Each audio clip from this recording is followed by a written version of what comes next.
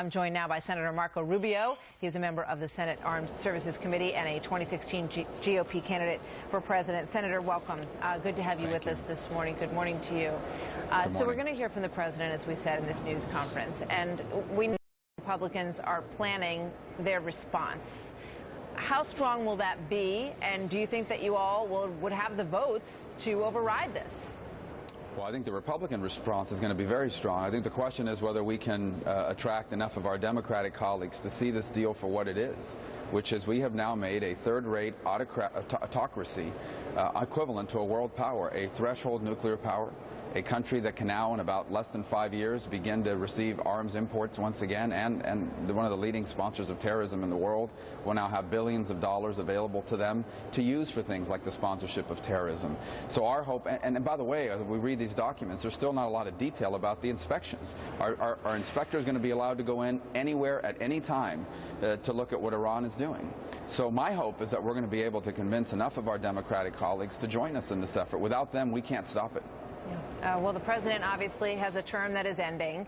Many of these senators are going to be running for re-election. How powerful an argument is that? Hillary Clinton has already signaled that she's supportive of this deal, and many think that that might indicate that we're going to see everybody else fall in line as well on the Democratic side. Well, I hope not. This is a major issue of importance. This is not some domestic issue that we can just come back next year and repeal.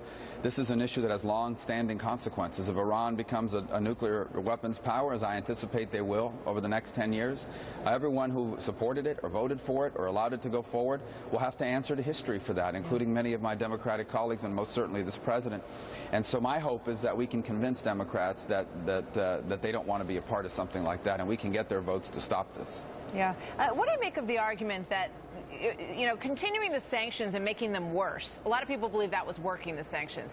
And if we ramped them up, it was going to, that China and Russia would never be on board with that plan. So basically, China and Russia backed us into a situation where we couldn't increase sanctions. Do you agree with that? Well, first of all, I don't agree with that, and second of all, I don't think the foreign policy of the United States should be determined by what Russia and China are willing to do. Good point. And so ultimately for us, it's what's in the national security interest of the United States.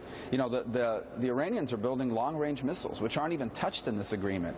Why do you build intercontinental ballistic missiles? There's only one reason you build them, and that's to put a nuclear warhead. And you know where they're going to be aimed? They're going to be aimed at the United States, because they know that if they can create that capacity, we can't do anything to them, because they now have a nuclear deterrent on us.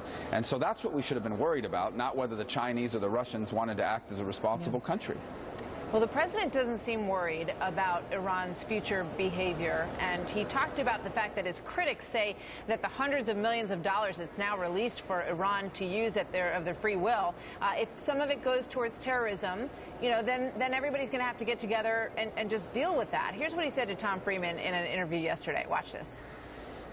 That is a possibility, and we are going to have to systematically guard against that and work with our allies, the Gulf countries, Israel, to stop the work that they are doing outside of the nuclear program. Is that a good plan? No, it isn't a good plan. First of all, the Israelis and the Gulf countries are not very happy with this deal precisely for this reason. It's not just the terrorism, by the way, but they don't want to live in with a nuclear Iran in the Middle East either.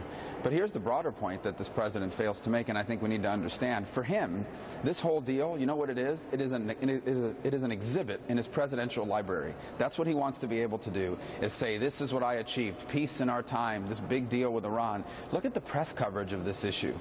Some of it's been glowing as some sort of historic deal. It's ridiculous. A third-rate autocracy has now been given equality with a world power, the United States of America. They are now a nuclear threshold country on a deal signed with the United States and other global powers. That's why they're cheering in the streets in Tehran. That's why they're celebrating. You don't see any celebrations in America. You don't see any celebrations in Jerusalem or Tel Aviv, because they know this is a one-sided deal.